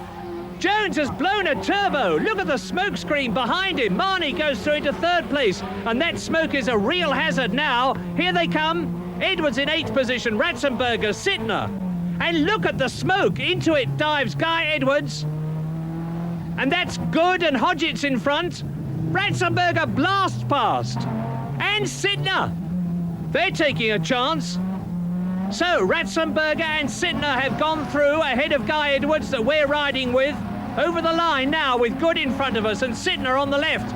Taking Sittner. There's Good. And here, Ratzenberger, Hodgetts. Good. Edwards and Sittner. And now a replay of what happened to Carl Jones in Jerry Marnie's car. Marnie pulls to the left very wisely, avoids all that smoke. Past Jones and into third place. And this is the fight to watch, definitely. Roland Ratzenberger has got to keep his cool because he knows that Frank Sittner will be doing everything he possibly can to get past him. Sittner is closing up on Ratzenberger as they come out of Surtees, but the Austrian is still ahead. Pilgrims, 140 miles an hour, and Sittner's trying to get through on the outside. Ratzenberger moves across, takes the line at Hawthorne, 120 miles an hour. And Godfrey Hall is taking advantage of the fact that these two are getting in each other's way to close up in the black BMW, with Graham Hathaway behind them in the yellow Ford in 11th place. Up to Dingledell, on to Stirling's. Now Sittner, right on the boot lid of Ratzenberger's car, is looking for an opportunity to get past. If Roland makes one mistake, Frank Sittner will be through. They're coming up to Clearways. Out of Clark. Hall with a watching brief. Now what's Sittner going to try and do? He tried to get through on the outside last time. Is he going to jink through on the inside this time? No, Ratzenberger's going to close the door on him. Up to Druids.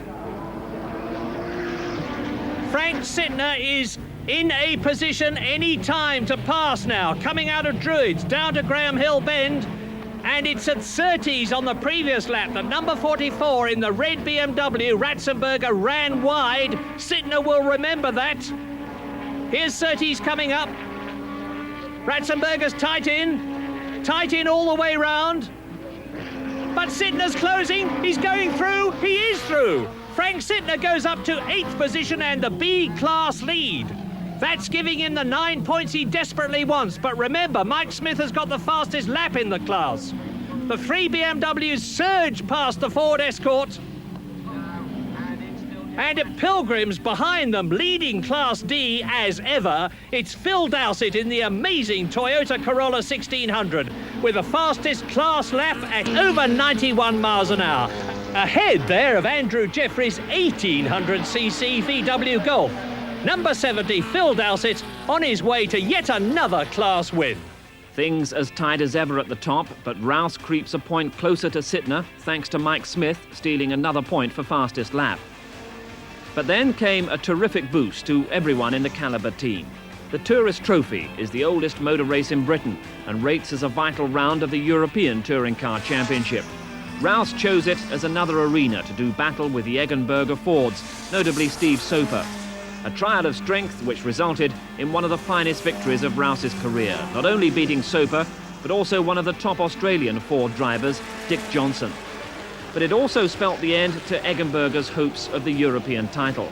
And as they are effectively a Ford factory team, a big blow to Ford themselves. A lot of people expected Ford team orders in the race. Ford's motorsport director, Stuart Turner, explains the policy. Really, there are three reasons why we don't think we should impose team tactics on this sort of racing. First, we don't control all the teams. A lot of them are operating with their own sponsors, their own money, and to try and put any conditions on them would be absurd. Taking the Tourist Trophy, Dick Johnson came from Australia, plunked the koala amongst the pigeons on pole position. If we'd gone to Dick and said, please, Mr. Johnson, would you slow up to let the Europeans by, he'd have had to bleep his response, I'm sure. Secondly, if they're trying to fight each other, the Sierra teams are equally taking us further ahead of the opposition. We've got a good car this year, but other manufacturers are trying to catch up, and we need that edge, and the edge of competition helps to continue to maintain the momentum of the car. And thirdly, and I think it's a thing we forget, we get very inward-looking in motorsport, there are people here today that have paid to watch a race. It'd be quite immoral for us to try and say, would you slow down, or you... If they want to see a race, if they want to see a fixed event, they can go and watch wrestling. But the very exciting rivalry in the Ford ranks means Sittner is the championship leader, and here in the penultimate race at Donington, he must win his class to maintain that advantage. And that means outpacing Roland Ratzenberger, the only man to beat him this season. Sittner against Ratzenberger, and also Rouse against Soper. Once again, Murray Walker. In the front row, the two top men in practice, both well inside the lap record, Steve Soper and Andy Rouse. And away they go for 20 laps. Soper's leading away, but look at Chris Hodgetts in the red Sierra. He's come through into second place from the third row on the grid. Andy Rouse is behind him. Now we're in car with Andy Rouse going round Redgate. Chris Hodgetts ahead. And ahead of him it's Steve Soper. Now into the Craner curves at 120 miles an hour. Soper, Hodgetts, Rouse, and behind Andy Rouse, there he is, Mike Newman, and behind Newman is Graham Good. Now, up from Starkey's, 100 miles an hour, up towards McLean's, the right-hander. Steve Soper in the red and black Ford Sierra, Chris Hodgetts behind him, then Andy Rouse, then Newman, Good. Now up to Coppice, third gear, 90 miles an hour.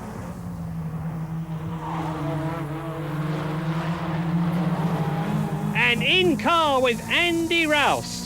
That's Hodgetts ahead, Soper ahead of him, up into fifth gear, 125 miles an hour as they come down to the chicane at the end of the first lap, and Rouse is going through to take both of them. No, he's not. Soper holds the lead. Rouse is in second place. And Hodgetts has dropped back into third place. Mike Newman is fourth. Down to Redgate again. Steve Soper then, that's the man to beat, and Andy Rouse means to beat him. Chris Hodgetts is taking a look as they go into the right-hander.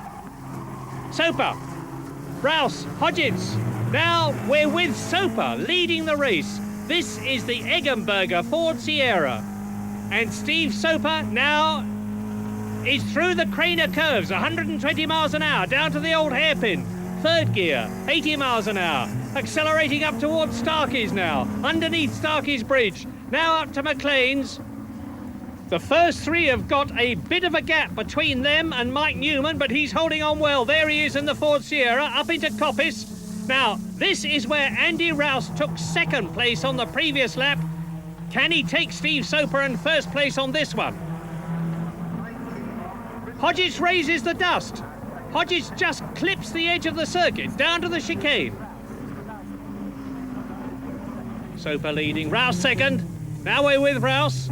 Soper ahead, right, left.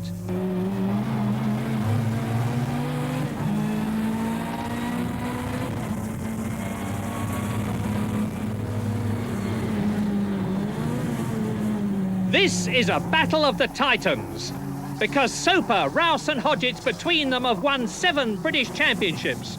Andy Rouse 4 times, Steve Soper in the lead there once, and Chris Hodgetts just behind Rouse, twice the British champion, 87 and 86.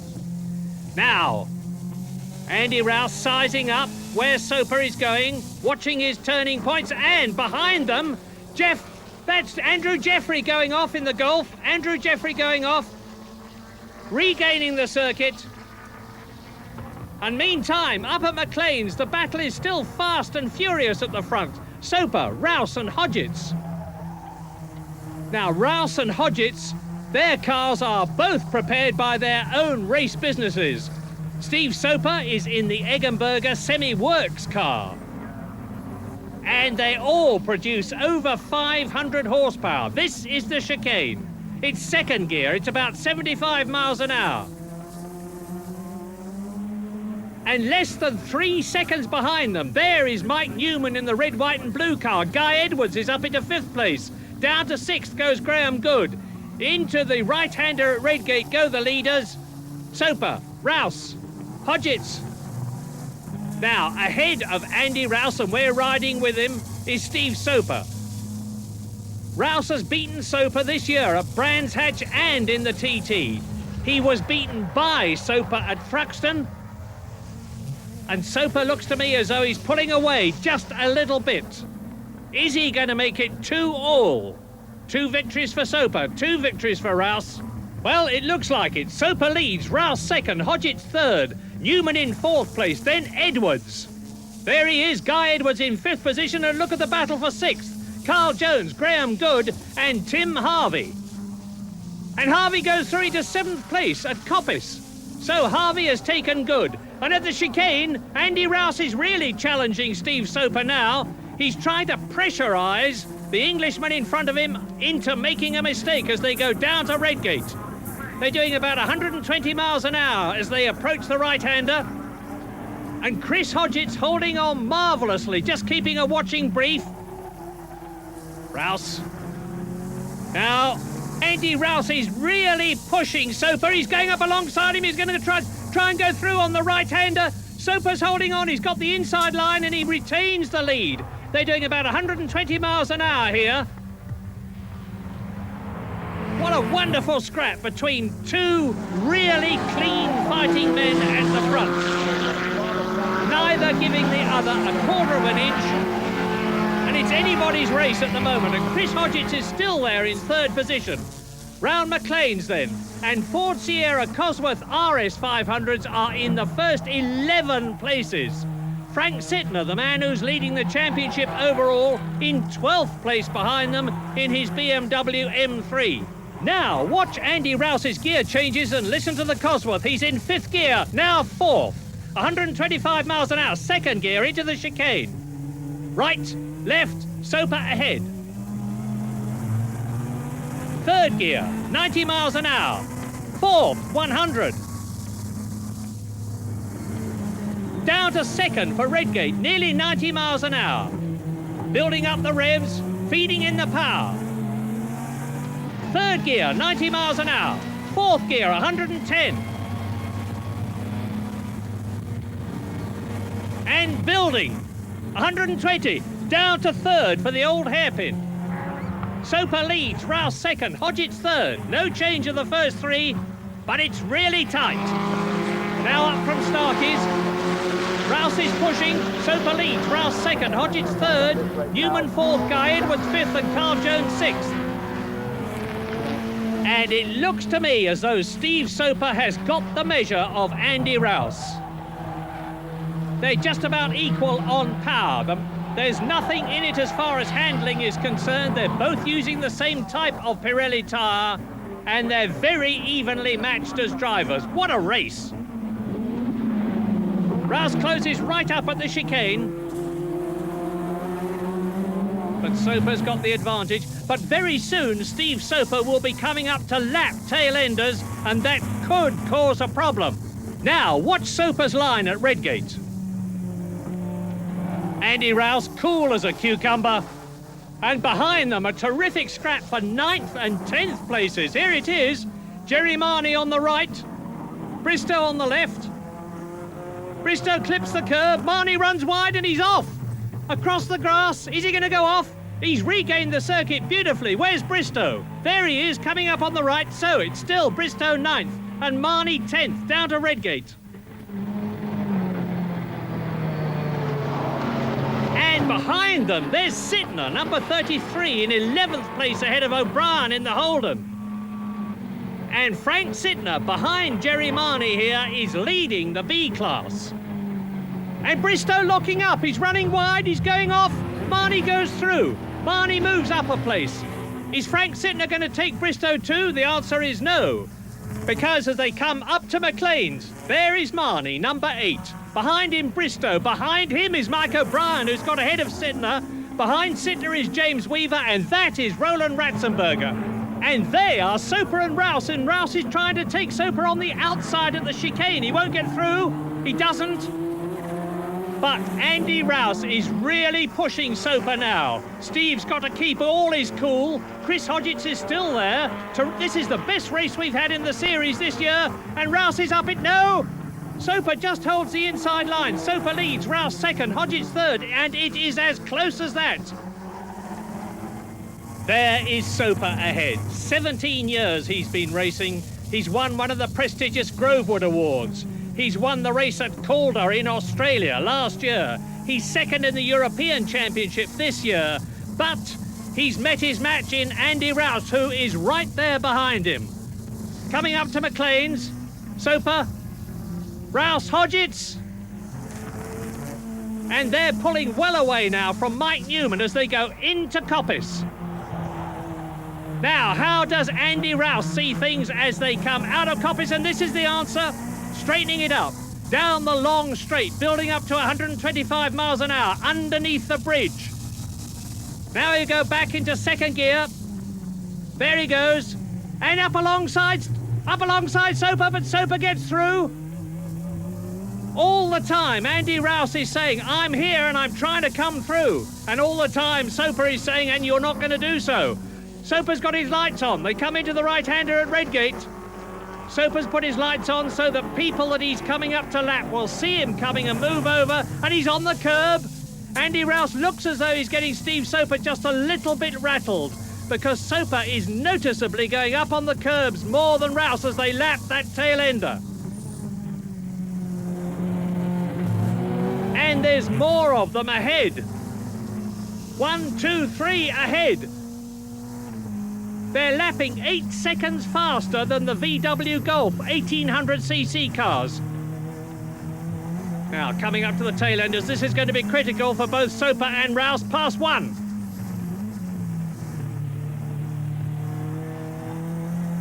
Just watch him reel in those 2 ahead as he's coming up now. Past 2. Past 3. Clear track ahead. Andy Rouse has passed them both too. He's right up with Soper. Wonderful scrap.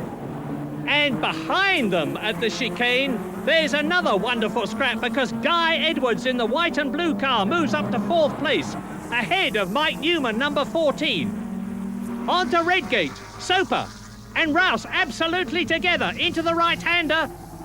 Rouse taking it very tight. Soper drifts out wide.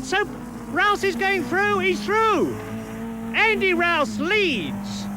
Wonderful, but can he stay where he is and make it 3 wins to Steve Soper's 1 in 1988?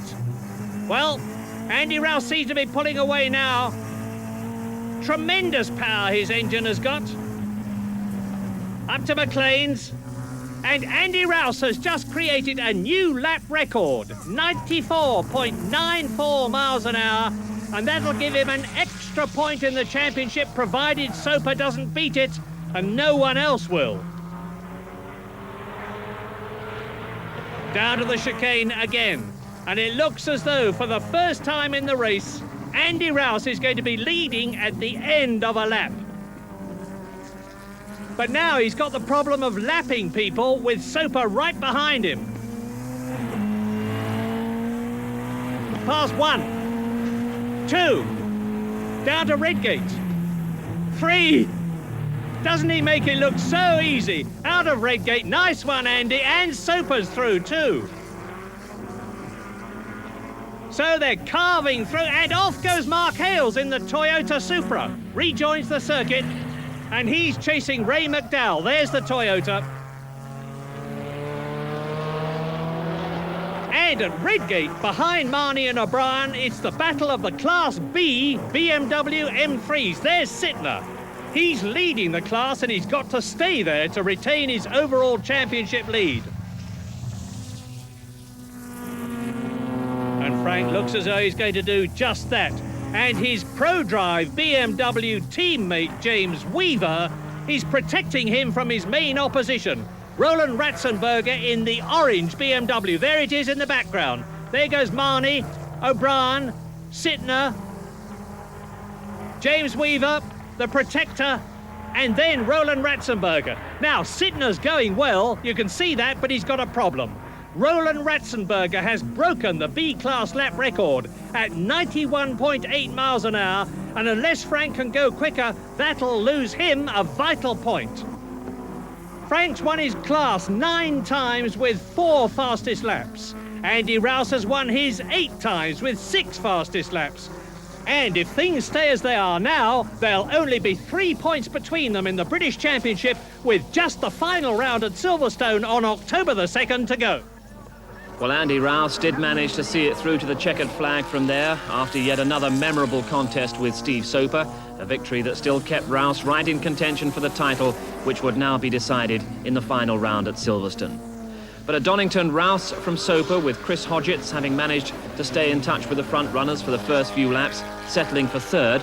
But the important lower placing was the 11th overall for Frank Sittner, but first in Class B, which means that he kept a 3-point lead over Rouse and a 6-point lead over Phil Dowsett, who once again won Class D in his Toyota Corolla. But while we were concentrating on the Rouse-Soper battle, interesting to see how Sittner against Ratzenberger was resolved off the start line. Ratzenberger getting slightly the better start. Sittner is on his right, and Godfrey Hall is the man in front. Around Redgate, Ratzenberger and Hall will touch. Sittner completes the sandwich by forcing his way down the right, and Ratzenberger has to take the long way round Mike O'Brien, and Sittner is away. Then a lap later, Ratzenberger in pursuit misses a gear, and that allows James Weaver to come through along with O'Brien. Weaver now in the perfect position to protect his ProDrive teammate, who went on to claim maximum points. Well, ProDrive are based in Banbury, and they show exactly how far saloon car sport has come in the last few years. An exterior and workshop which gives more an impression of Formula One than the circuit racing and principally rallying that's the team's background. But now, on the eve of the final British touring car round at Silverstone, the priority is guiding Frank Sittner to the title. Nothing will be left to chance for the final round. We obviously have to change the final drive ratio and all the sort of setup details. But the engine's the same, gearbox the same. It's all as it was at Donington. Same suspension, everything's just been. So we're not making no experiments for this weekend? No experiments. Everything's been reset and rechecked, and oils changed and filters changed, and spanner check and spanner check and spanner check.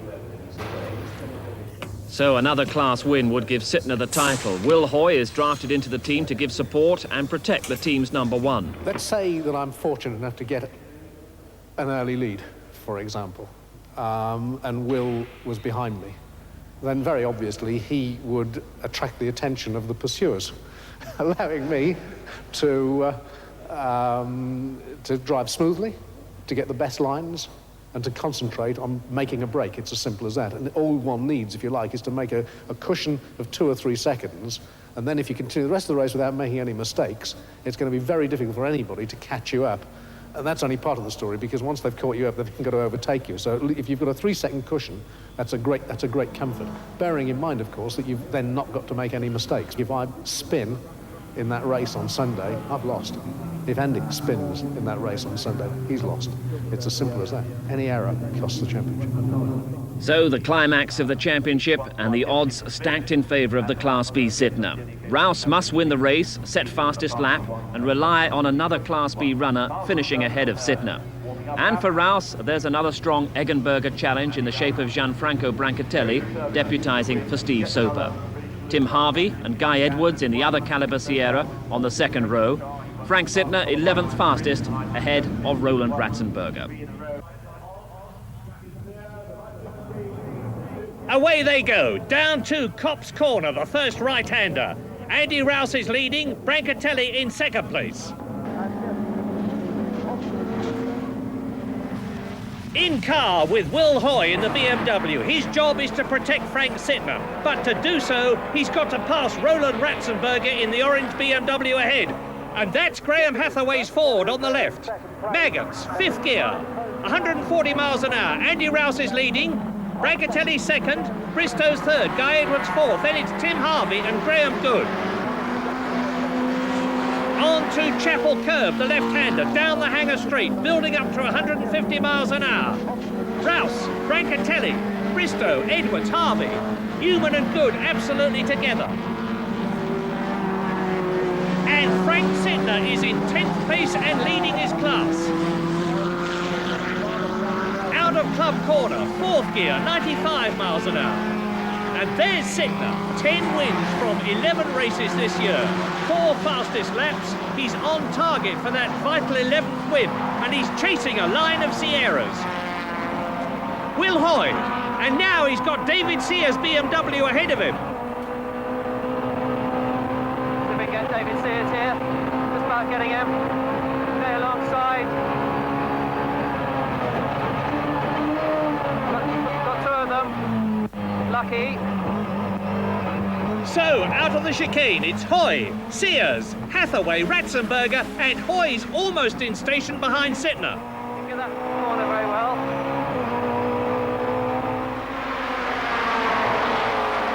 Up to Copse at 100 miles an hour, and Sears is coming through.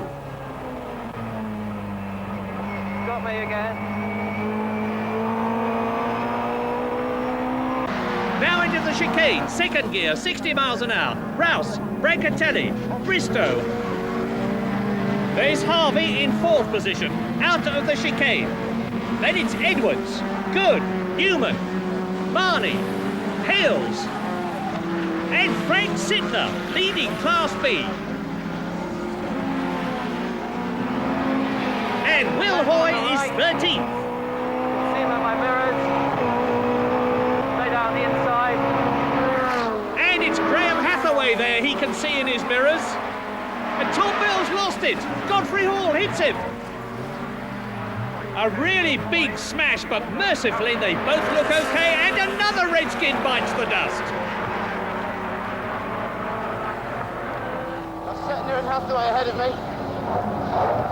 The car's not very good, so try and get a run at Sittner down the straight. We can get the power on around here. That's Mike O'Brien in the Holden, but it's not Sittner, Mike. It's Will Hoy, number 32, still with Hathaway just ahead. And now, can the meaty Holden V8 get past Hathaway's Sierra and Hoy's BMW? Yes, past the Sierra, down Hanger, into Stowe, and off, into the gravel trap. And that looks like the end of Mike O'Brien's race. Let's see if he can get out. Listen to the gravel peppering the bottom of the car. He is absolutely stuck. And he's giving up. Out of the car, slam the door and away. And Will Hoy in 12th place is still chasing David Sears' BMW.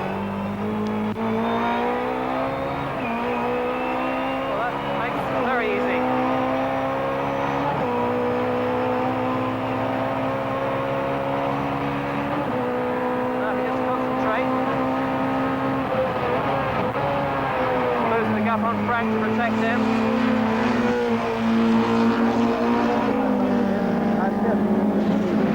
Into the pits comes David Sears, and he was Frank Sittner's main problem. So Hoy there is now in 11th place. Roland Ratzenberger 12th, and Graham Hathaway in the yellow Ford 13th, and Hoy is in position to protect Frank Sittner.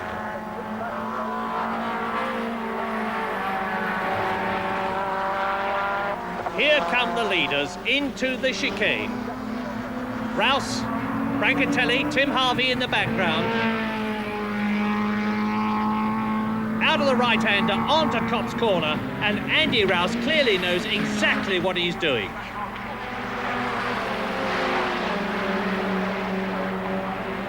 So now it's Copse Corner again, and whoops, that's not Andy Rouse's usual smooth line around Copse.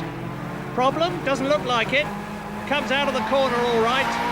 Just slightly clips the curb. Up towards Maggots. Up to a tail ender. He's going to go through before they get to Beckett's, and he does so.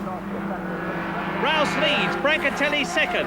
out of Beckett's onto Chapel. Out of Chapel, down the hanger straight. And this is Andy Rouse. Up a gear, 145 miles an hour. Bang! Something's wrong. Look at the way he's pulling at the wheel. Left tyre, left rear tyre, it's flat. And that's exactly what he had happen in practice. It's gone again. And there goes Brancatelli into the lead. And now Andy Rouse has got to drive on and change the wheel at the pits, and that's nearly half a lap away.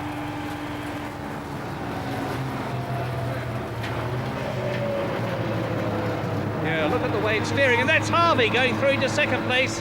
And this is going to cost Andy Rouse his 5th British Championship. Listen to the metal rim on the track. Bristow going through to 3rd position.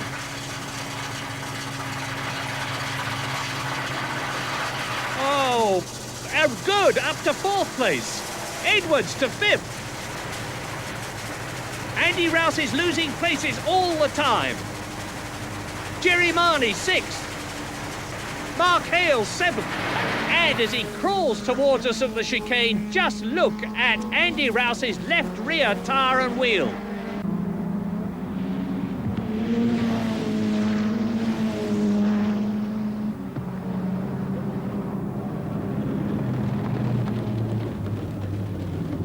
Here is the new leader, Gianfranco Brancatelli, getting revenge for Rudi Eggenberger. The personable Italian is going to win in the car that's usually driven by Steve Soper.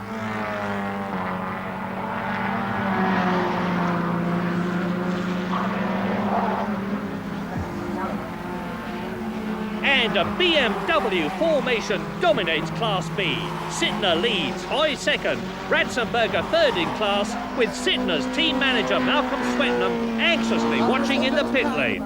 Going to plan at the moment. Frank's in 1st place, Will's in 2nd place, well ahead of the 3rd place man there. So all we've got to do is come through to the finish now, and we're looking in good shape at the moment. Brancatelli wins. Gianfranco Brancatelli from Italy brings the Eggenberger Ford Sierra Cosworth home in 1st place. And BMW anticipates Sittner's arrival. Surely nothing can go wrong now. No, Sittner and Hoy finishing 1st and 2nd in Class B for BMW and ProDrive. To win the championship for Frank Sittner.